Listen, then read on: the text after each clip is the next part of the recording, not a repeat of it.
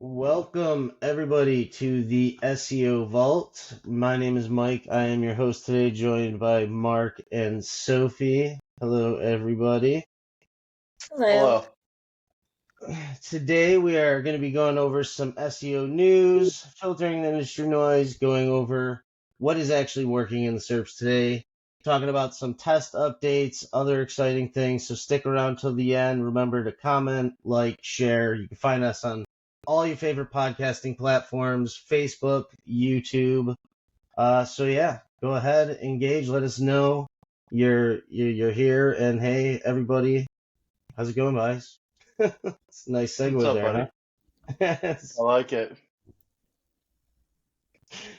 Going over these updates. Holy wow, there's a lot of amazing stuff going on. There The is. More than I realized. Yeah, I mean, honestly, we were talking about it a little bit beforehand, but yeah, I actually just am scrolling down to it now. Um, it's a lot. Want to start with the press service stuff, just because that's super exciting with all the Yeah. tests and things we've been running. Well, yeah, not just the test either, but we also have a bunch of new press products that are going to be out in time for Black Friday sales. And that's super exciting as we'll be able to, one, not just offer a bunch of other high authority platforms we can get your newsworthy content onto, but we'll also be able to do so in a really unique way that is definitely outside the norm for traditional press services, where instead of syndicating one piece of content, which I don't think it's any industry secret how Google's viewing syndicated content, right? En masse, they don't love it.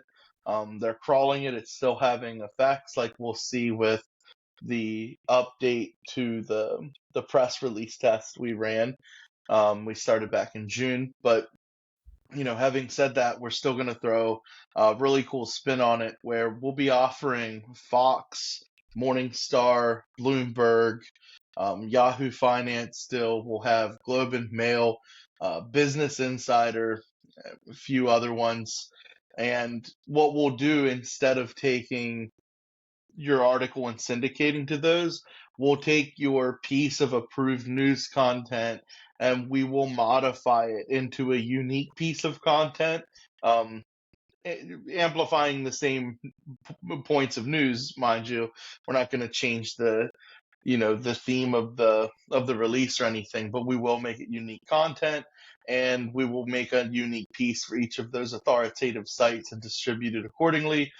So you'll actually, instead of getting, a run-of-the-mill release, you'll actually be getting a lot closer to like a proper authoritative news editorial.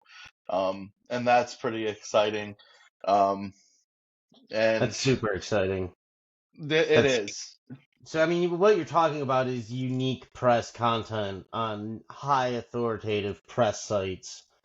Right. That I mean, I don't know if we even see services really like that in the SEO, or especially in like the reseller SEO area, and what we see in press services. But with our recent tests, um, that's definitely very, very exciting for the impact we're going to be able to look at, and it's also just a very natural way for, like, that's just good links, right? Like Right. that's just it doesn't even just feel like a press release at that point. It's like getting a quality editorial link on a authoritative site for your company or brand or whatever. So I'm definitely super excited to start running some of those. And this will be ready in the coming weeks. Yeah, Emily's gonna have all of this ready for us before Black Friday. Um, I guess huge shout out to Emily. I'm sitting here acting like, look what I did, guys. I mean, Emily's a beast, Oh and yeah. she's handling. She's doing incredible things behind the scenes, developing new press and wire relationships. As some of you might know, we invested pretty heavily in building out our own technology so we could try to be the wire That's another thing that's a little farther back in the pipeline. The entire Get Featured wire infrastructure, newswire infrastructure, has been migrated to the new dashboard experience. And like once we're done a few tests, and we'll be able to actually offer white label reselling, and we will directly compete with other resellers. So when we engineered our own solution, we were able to take that and kind of circumvent the middle men and women of the industry. And so when people say like, hey, we're working a deal with AB Newswire or whatever, like we will be AB Newswire. So that's the final piece of that puzzle too. I completely forgot about. We had a meeting about that last week, but Emily has pushed that really hard, has provided amazing feedback loops, developed relationships for us to integrate our technology in with larger press wires. Excuse me. And yeah, she's continuing to develop relationships. As you see, I'm really excited about the Business Insider, Bloomberg, Fox, Yahoo Finance we've had, but that's now we're in a position to bundle that and be able to give you guys a better deal on bundling a ton of these high-end sites. So big shout out to Emily. I probably should have led with that, but she's a complete rock star and has been carrying the torch for press. And we're going to have an exciting end of the year in 2024 in the press department with her at the helm. The old helm. And too, we could segue just into the test updates, because we just recently looked at some rankings from the site that we had run the press release on. It was 6 months ago now, Sophie? It was published in the beginning of June, but then all of the data I pulled was from a week after, just to give it time to pull in. Let me see exactly what date that was. So it was the 16th that they published the release on Yahoo Finance, and then I think they did the full premium press release service too. But the Yahoo Finance was what we focused on most. And then we went.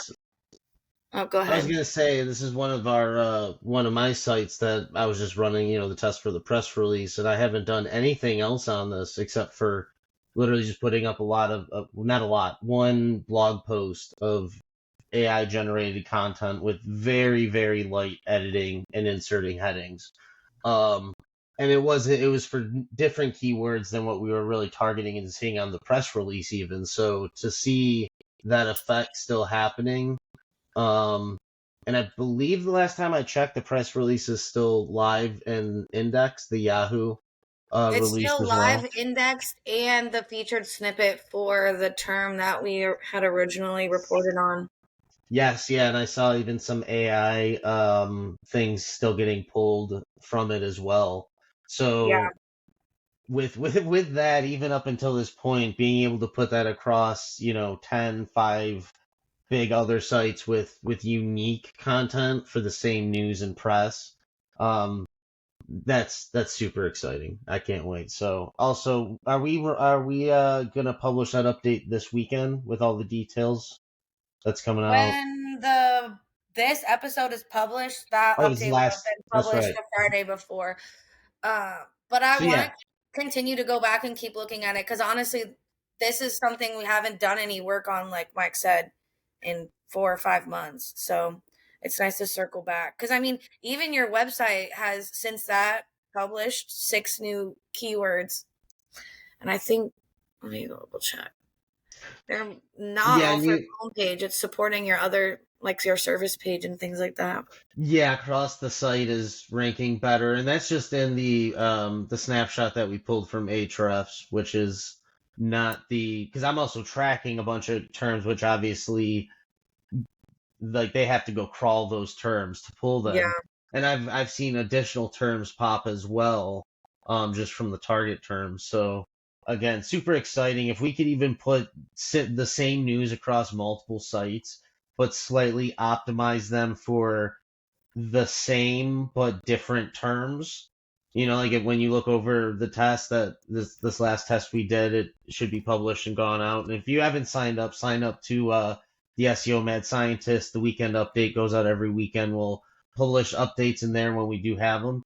But yeah, I can't wait. let me know when we can run that test, Mark, because we'll get that out there soon for the new press publication. We're ready to do it. Speaking of, I was gonna say, go ahead. Just all the infra is in place. We just don't have the product on the public side yet, but everything's ready to go, so we can. Beautiful. Mike's so excited that he's bouncing up and down. I am. I'm going all over the place. So speaking of excited, I'm super excited for Mark's new upcoming training that he's been working on. Would you like to tell us about that, Mark? Thank you, Mike. I have been working on an upcoming training.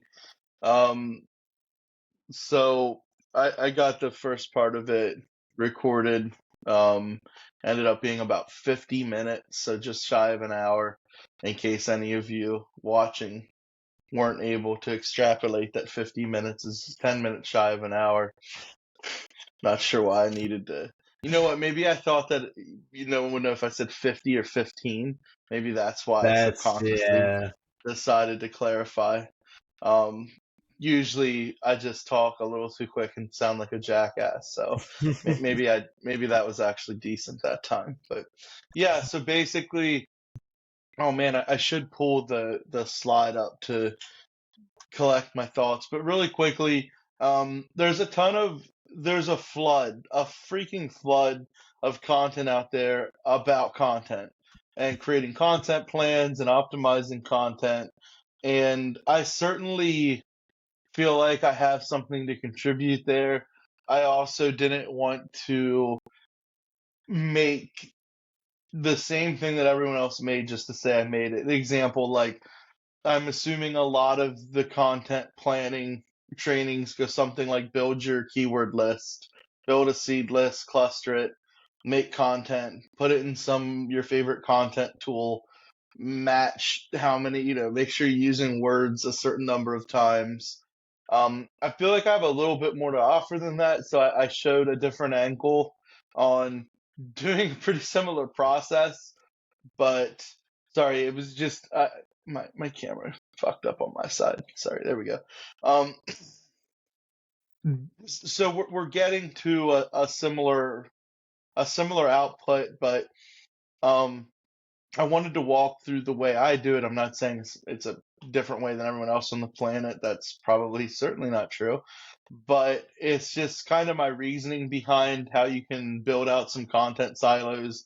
And I did it so the one example I showed was from the perspective of using internal data that we gathered from our Google Analytics account from a few different agencies that all served one niche. And I show you how we go from 200 million visits of traffic, what non-commercial content they were consuming. I then created a data dump to identify patterns in that content. And from that, I could see what non-commercial content was being engaged with in that niche that was actually converting into customers, converting into an ROI or dollars and cents for the end client. And I start with kind of, taking that data and using that as a baseline to then create content silos, right? That are going to be relevant to those core topics that we're driving business for the client. Non-commercial content. We know we need our commercial pages, our product or service pages. And then I actually attack it from an even more specific angle. I also cover some ways to gather those similar topic ideas if you don't have 200 million visits of traffic, because a lot of people don't. I was very privileged to be able to have two different agencies I was involved in that served the same niche. And, I was just extremely fortunate to be able to be like, holy shit, we have 200 million visits of traffic and what content they clicked, right? And then how they went down that conversion funnel to, become a lead or not. So, but I go over another way to gather that seed list. That way it's not like, well, I'm not going to show up and listen to Mark ramble about all of these visits. Of course, you had a fucking advantage. You had 200 million pieces of data to look at. So I ended up reducing that down just because the redundancy we started seeing in the data. So I think I only ended up having to really look at like maybe just under 11 million visits, as it was pretty consistent when you extrapolated it the rest of the way up.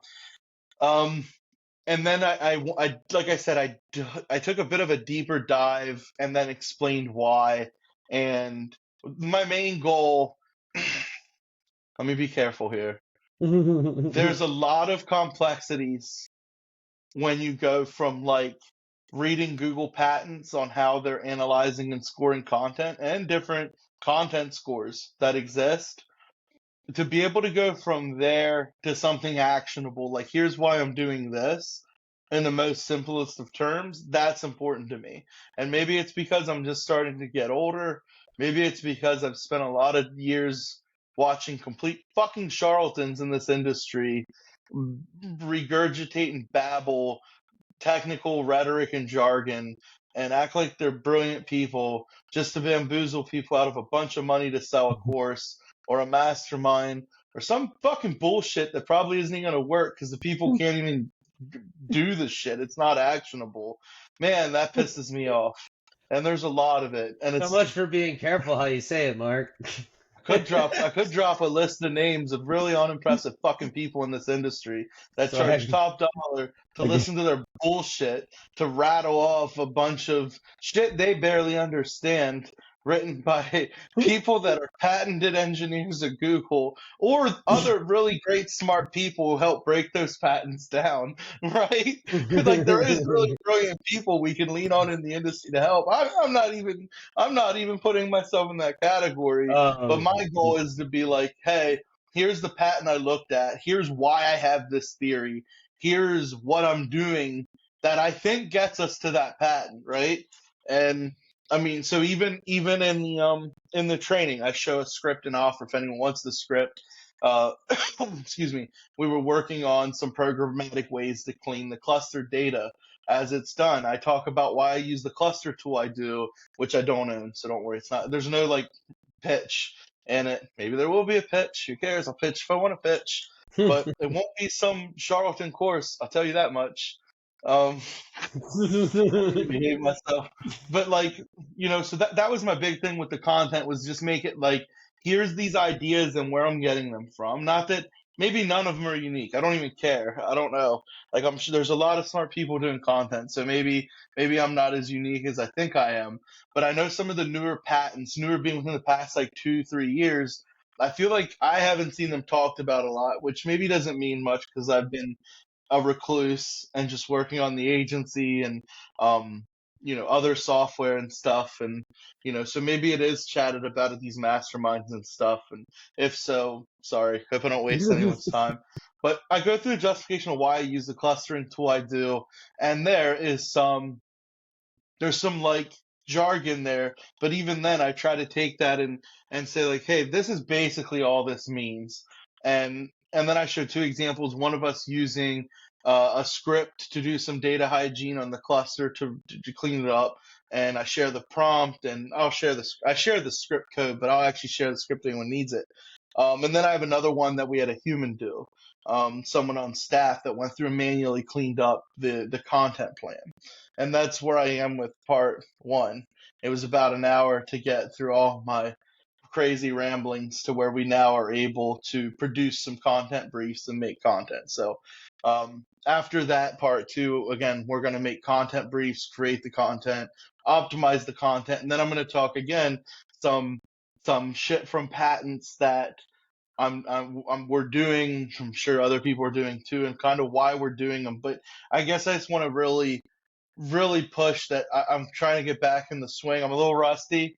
I haven't made content in a long time, but I definitely am going to revert back to like earlier 2010s mark, where I was making free content. I don't need to worry about, I'm doubt I'll ever make a course again. I actually will stand on that. I'm not going to make courses. I don't want to do that. You'll never make a paid course. Yeah, they make courses. No. But you'll just give them away. I'll make free shit. Yeah, I don't like the environment. I did some paid courses, as many of you know. I don't like the scene. It's not for me. But in doing that, I want to make sure, just because, we're not going to charge for it, I still want to make sure it's super actionable. And I think that's something we're missing when we touch on some of the more technical aspects that exist, and, trying to be informed by patents, or some of the more, difficult things, or I don't know if difficult's even the word. Some of the more just not cut and dry things. I don't think it's valuable to go on and try to position yourself as an expert by confusing people. I mean, anyone can read a patent and confuse people. It's dense reading. It's dense technical reading. So I don't think there's much utility in just not having something actionable in a process that people can follow. Just be like, here's where I'm getting the ideas to do this, but maybe someone else will say, hey, I just want to look up the patents, and I think Mark's a jackass, and I'm going to do this what I think is a better way. And cool, hopefully you let me know, and I'll try it your way too. And I think it can be a better relationship that we as a brand have with people who engage with us as a brand, taking the stance of being like, hey, we're all here to kind of learn together, and we don't need to put a price tag on this. No one needs to be charlatans. And geez, I really. Well, that's why we have the SEO Mad Scientist too. You guys set me up for that shit. You feel so heavily about this course thing. It's the industry. I want Mark to be a whole anti-course framework where it's just we've kind of always been on that path, to be honest. I did it. I did an anti-course framework before anyone knew who Alex Hormozy was. We released over 100 free videos. Yeah. One of the reasons, let me approach this really easily. I had a relationship fall apart. Not that I was the best partner here anyway.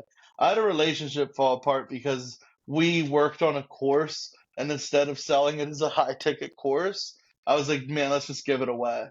And we gave it away, and most people wouldn't even know what the course is. We lumped it in with other content and shit. And that was another 100 videos that we did. This was 2017, 18. And then the last paid course I did, I was just like, I'm done. This isn't my style. This isn't my speed. I don't want to be a course creator. When was the last time you did a paid course? I know his last course. It was the lab. Good old lab. Which Diggity still runs the affiliate lab. Yeah, he still has it. Before the affiliate lab, it was the lab, and it was a bunch of us. The affiliate lab was just one of the labs in the lab. The modules. Yeah. And after doing that, I just was like, I don't want to be a course creator. I want to go build businesses, and that's what I did. Now I'm back to make courses, but for no money this time, which is good. It's a better thing to do. You said I regret making software for no money too. Well, the nice thing is with putting the software in for free for the AP program people, for all those down with APP, yeah, you know what I mean. Every time. The nice thing is we already invested so much money in that shit. At least someone using it, not just internally, is gonna make me feel fulfilled. So I don't feel bad about any of that. I that's a regret I have. I wish I never would have sold a single course. I have a massive regret on that. I just, I wish I never would have done that. I wish I would have kept a lot more pure in my initial philosophy of just giving it all away. You sold out. Yeah. You feel like you sold out, don't you? It's dirty. Yeah. I'm sorry, dude. It's dirty. A lot. I'm good on all that. And the messed up thing is you have just as many people hate you when you give free content as when you charge for it. Yeah, people get mad. Give it away for free. Yeah, because then you just get any person coming along pretending like they owe you something, or you owe them something. I made some of my worst enemies giving shit away for free, and I don't know. At least I sleep real well at night when I just give some free stuff away. Hopefully people use it. I mean, the bonus is at some point, like, let's not act like I'm some type of philanthropist. I mean, not that I'm not charitable, but at the end of the day, I mean, people listen to the content. They'll potentially engage with one of my brands. I mean, I'm not here like fucking sacrificing myself for the good of humanity. Like, I'm giving away some cool shit we do in SEO. Having said that, it just feels a lot better. I don't have to monetize information. I've become a real different man over the years with Speaking that. of free stuff and not monetizing information, the free content tool for the APP program is out. And if you're not in the APP program, you can still sign up. Okay, Mike, you missed the AP program. You're New Sophie. APP. Mark got it when he was just in the middle of casual conversation. He said AP program. No, AP agency partnership program. Yeah, but when you say APP program, you're saying agency partnership. I'm putting program after AP program. You're right. Thank it's you. It's like ATM machine, Mike. Sophie, I was saying agency partnership program. Okay. I'll probably say that forever. The APP program. I'm gonna start calling it the APP program. That's it. It's sorry. Better get used to it. Should we all do a quick, like, if you're down with APP? Come on, guys, really? Okay. Thanks, Sophie. Mark instead of me. Mark. Oh no. The program or the AP program. Nate got the integration, so access is sent out pretty much automatically once you qualify. So that's a nice little update too. I think it's actually within 6 hours, but. Well, and I think. Oh, so speaking of updates, is this even in here? What? I don't know what you're gonna say. I can't read the long form content. Yeah, so long form content. I didn't add that in. Nate did push beta live for the SERPs, right, Mark? I'm pretty sure he also has a live stream, so you can see. Yeah, because you can see which SERP your software or the software is crawling, which site it's parsing, and you can actually see the long form content being developed now. Well, and it crawls multiple sites too. It's not like it just crawls one URL. I'm sorry, did I mess that up? My bad. You said site. Yeah, so it's cool. I was impressed. I was like, man, I think it was that just last night that actually? Yes. Well, it'll be a week now from when you're watching, but yeah, if you haven't, go check that out. The long form content tool is live in it's beta, so if you have problems, issues, let us know. Where it's obviously not perfect yet, but the SERP crawling feature for that as well is in there and live in beta. So essentially, you can write your full blog post on really anything that's new or that isn't like the AI isn't trained on, right? So like if you're not writing just about something like how to make an apple pie or something that's been around forever, recent news and things like that, you can now go and write really in-depth long form articles about. So go check that out. Definitely a awesome, exciting feature. That is cool and needed. Also, entities are going to be coming next. We're going to be pulling entities out of the SERP that you're crawling and the sites that you're parsing to inform your content. Is the GPT-4 Plus, is that already in there, or that's a new thing he's going to add? It is in there. With faster generation, because he said that the wait times for actually generating the long form content will be faster. Yes, yeah. It's cheaper API calls for everyone too, since it's bring your own key. The API calls are a bit cheaper as well. So it's cheaper and faster? Yeah. I mean, really, see, that's the thing is like whenever OpenAI comes out with a faster, cheaper, better, more advanced model, your content's going to instantly become cheaper using our tool because we're not charging, we're not the middleman of your credits or charging for API calls. Like that's not what the software does. We're providing the functionality. Does that mean that other content tools are actually making more revenue as the credits become cheaper because they're not reducing their cost. If they don't reduce it, which they're not going to do. Well, they'll also do things like call GPT-3 Turbo for initial things, and then use GPT-4 for other calls to reduce their costs on the back end. But it's a lot of people do that. Not to interrupt, Mike, but savings. They're not passing. If you're on a plan that is like inclusive with a bunch of credits, and it's like, hey, $100 a month or $50 a month or whatever it is, and you get these baked in any type of decent number of credits, like I would implore you to understand you're not getting GPT-4 calls there. GPT-4 is expensive in the AI world. Still cheap. Right. But yeah, like these companies are 100% using the cheaper models. Like you can get like a 2,001 to 2,000 word article for like 10, 20 cents with GPT-4. With GPT-3, it'll be like a fraction of a cent or like a penny. Yeah. You know what I mean? Like, so it's extremely cheaper by comparison, but that's the problem with the AI industry right now. Not on the real AI industry side, but the tool side, is that there's a complete lack of transparency on what you actually get with these AI tools. Like what, you know what I mean? And it is just a lot of middlemen. I mean, I've even done training in some of the groups and stuff about places you could just go buy simple scripts, throw in your key, and start charging people. Just literally upcharge the credits. You can say for this amount of credits cost this much, and you just, do the calculation on the API calls. That's it. I mean, I didn't understand until you did all the competitor research and wrote those summaries of the different tools.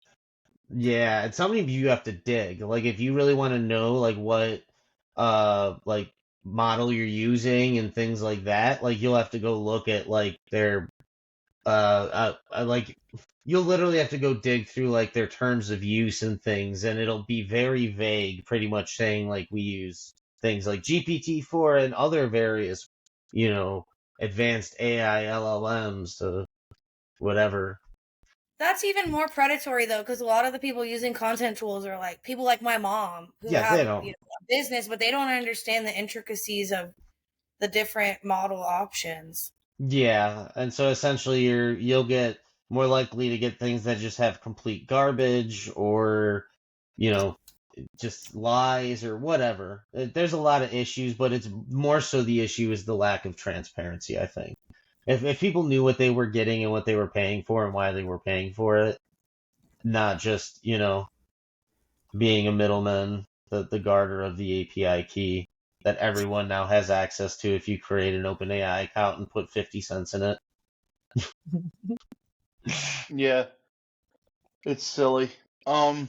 Also, Sophie, if your mom wants to use our tool, she can have a free account. Well, I'm the one who would probably do it, but I'll let her know. I figured as much, but we don't need your mom trying to get bullied by AI tool companies, fucking producing Da Vinci content for $100 a month. He just farms it out to me. I just think of her as like a good use case because she is in digital marketing, so she understands some, but like sometimes you don't realize how in the weeds we are. Like our team and stuff. Until you start to talk to other people and they have no idea. Like I met this guy at the music festival who has a YouTube channel, and him and I started talking, and Tim was like, I have no clue what you guys just said for the last 10 minutes. Digital marketing is not our little SEO industry. AI. No, we're so niche down. Yeah. We're so in the weeds. It actually sucks sometimes because I was on a call yesterday with a large media company. They don't do any SEO. I mean, they don't. I mean, they know SEO as well as they know any other term they've heard in passing. And I mean, they're big. Their clients are all $50K a month plus in spend. They work with big name brands. They do a lot of traditional media and then like digital media buying, and that's where it ends. And there's a whole world. Then again, there's intricacies there, and they'd be in the weeds. We were in talks to build a software for radio and TV advertisement company, an attribution software. on how their ads performed when they weren't just going to a specific link, URL, or phone call. And we had to try to attribute other branded search and website visits off of blocks of advertising time. So there's like a whole in the weeds world there that mind you, I just said that you guys completely understood it and know what we do. Like when you're in the weeds in anything, you become problem solvers in adjacent weedy patches of grass. Weedy patches. I think it's just that there's not a lot of big players in our weeds as opposed to like what you were just describing. Like no one's spending $50,000 a month on SEO, like with one of the agencies, like in our little circles. Like people are doing way more than SEO when they're taking $50,000 checks from companies. I mean, I guess if you're doing some, enterprise SEO, franchise marketing, it's big SEO agencies. But like where we're talking about like AI tool development, like again, those are just like their own little worlds. And that I don't know, our little SEO circles world isn't even just like SEO completely. It's like this amalgamation of SEO, tech, cryptocurrency. One of these days, you can do a vault all about cryptocurrency. Speaking of cryptocurrency,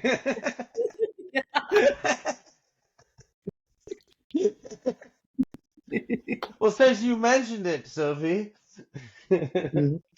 Anyways, since we are talking about free tools, let's move on. There's a lot of new tools and things coming to the AAP program, as well as hope maybe available to the public as well. Some of them that aren't already, but I don't know if you want to talk about. We've talked about a few of them already, right, Linda? Do you think there'll be another tool in the suite before the end of the year? Oh yeah, I would. Oh, there's gonna be probably at least two. Two? Yeah. Oh yeah. Well, all the shit's like. What are you guys trying to say right now? Do you not see the engineering work we're doing? No, see. I do, but like everything, there's just so much going on. Look, there's a difference between software development and March training course. That's all I'm saying. Can't throw them under the bus for training course. Okay, yeah. So no, software development's moving very fast. What's wrong with my training course timing? Can't talk anything about your training videos because Mike, where are your training videos? I'm horrible. You come at me, I suck. Okay, I am the least timely person when it comes to making videos. I don't suck. I had to put together material to support 200 million visits. I had a lot of work preparing this shit, Mike. When did you even start that? Like less than 2 weeks ago, right? Like last week? Yeah. And it's going to be like a 2 or 3 hour training. There's scripts. Don't put stones in glass houses, Mike. Oh my god, I can't believe you took a shot at me. Of all the things you take a shot at me about. like you have receipts on things you could come at me about, and you picked the one I worked so hard on. You son of a bitch. Well, yeah. Why would I pick something that wouldn't hit? That's all I'm saying. No. For reference, that was a call we had the other day that me and Sophie were wondering how long Mark would take to get his course done. I couldn't do that fast.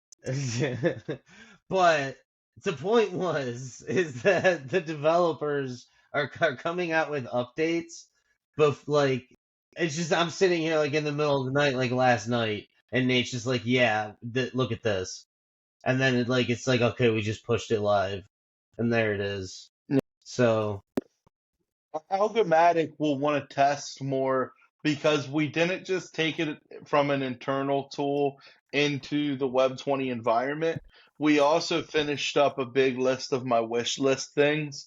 So initially, guys, when we use this as an internal tool, it's a backlink analysis tool and a backlink planning tool, anchor text classification, all of that stuff built in. When we initially built it, it was missing a few features that I wanted to see in there, and we paused engineering on it to go build something else. So I finished the build. I built a sheet with a Google script, and lost my train of thought. Oh, you took the data output from that tool into there and it finished it. When we moved it in, we also said, hey, let's just kill the sheet because that's a disparate thing no one wants to deal with as a public tool. So we didn't just migrate the tool, the code base over. We also, and I spec'd out the UI, a new UI for it, and sent that over to engineering. And then we had a couple meetings to finish up the feature set. So we won't have to use the sheet anymore. When you guys use the tool, you won't have to use another tool to support it. What's the difference? That's almost done. What's the difference between that and the link recs, though? Is the link recs, are you considering that a tool that you were saying would get pushed before the end of the year, or is that something else? Yeah, so the link recs will be done using the Algomatic tool. But then it has a different front page, like the way the data is displayed. Because it looked different than Algomatic when you sent me the screenshots initially. I'm not sure what we're talking about. Also, to clarify, the link rec tool will be free for everyone, not just the Web 20 tools. That's what I was saying. The link rec tool, is that Algomatic, Mark? Is everyone just going to have access to Algomatic to determine their link plans? Is that what you're saying? Or are those two separate things? That's what I was trying to understand. Maybe we hash that out offline. I can't remember what the plan was there. I think we're going to deprecate the current link recs. No, we definitely are. Yeah. Okay. Definitely are. I think you're using part of Algomatic to run the link do a link rec. Algomatic itself is a deeper tool that has more features. So you can run like any type of link plan is really what it is. That sounds right. Yeah. Yeah. Exactly. We'll hash that out. But that, like, we're now testing internally again with it now being in the Web 20 environment. And, but that's close. And chatbots are done. We just have to decide when we're going to launch them in there. And more work's being done to those. And then the other tool that I don't want to name by name, that's also done. It would need smushed in. We didn't start smushing yet, and we'd probably be looking at a 30-day smush. So I'm not sure that'll be in by the end of the year or not. That's still 3 new tools in the works. Yeah, that's why it's hard to keep track for me sometimes. I'm like, is this one or that? There's so much going on. It's pretty cool. And that's just we're starting to run out of tools. We need to figure out more tools to build in there. We need to finish the schema tools. Yeah, we got to circle back to the schema tool. Yeah, because we need the schema tools. So we actually also engineered a huge schema app, and then we had a bunch of schema tools break. And that we're just going to completely. Let's not even jump into that. Yeah, we have a bunch of work done there, but that isn't on the immediate list yet. Let's segue into a quick shout out about the Black Friday sale coming up, and then we'll get into the news. Well, we didn't talk about the fact that if you sign up for the early bird notifications, you'll automatically unlock level 1. Exactly. So let's talk about that. That will probably send out a dedicated email about... Wait a minute. It might have already gone out by the time that they watch this episode. What's level 1? Level 1 is... Why are you putting me on the spot like this? Level 1's the tools and the training. I believe a GBP training. 500. So Agency Accelerator. So the tool that you get for being a part of the AP program, you'll get access to for 1 month. Yeah, so you get access to the content tool and the agency growth calls. And the content tool you'll get for 1 month, correct? We still have to figure out about how many months we're going to give them. But we'll announce it in the email when we...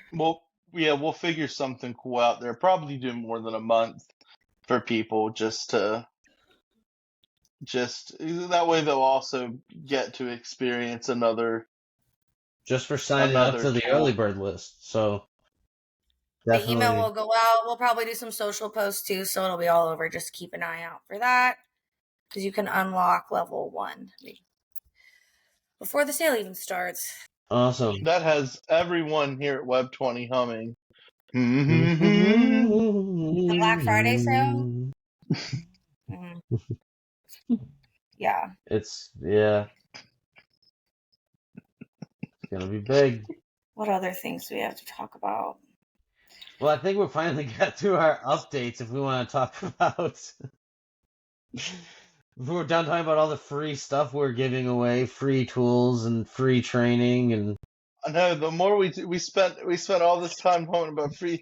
Maybe I do have the business model messed up. Maybe we need to start charging for all this shit.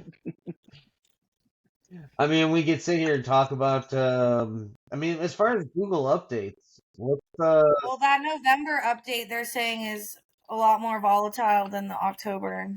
I haven't really seen much, but I also haven't looked in. Yeah, that's a core update, right? Yeah. So that's, and I honestly don't see too much with the core updates on my like local sites or any, like client type stuff I'm doing. And I honestly don't have anything major going on right now, like in an affiliate or national area. So I see the volatility. You don't? No, I do not. Just because I just haven't gone. I've got working at so many other things right now. But yeah, these core updates. I don't know. Do you see much going on in local? I definitely don't see much A lot of the crazy. reports I see are more national, but I'm about to go. I just realized I have a whole list of my old clients I used to use. I'm going to go see because they're all national. I see some in local, but it's really obvious things when it happens. So really terrible mass generated. I'm not even saying AI. Just someone put 1,000 articles. They're low quality. It was really low. Like we've seen that affect grids. We've also, and that was around the helpful content update. Like we saw some grid work get affected there. Definitely on the national. I have some national stuff we were looking at, and man, some of the national SERPs are completely rearranged from like pre-core updates. The beginning of the fall. Uh, yeah, I mean completely rearranged. Like of the 10 listings that were on the front page pre-update, there might be 2 that with sustained, and they're mega authority sites in the niche. That's what I was gonna say. It was more my clients that were national. They were getting higher rankings than authoritative sites, but that was months ago, and now that's pretty much all flip flopped.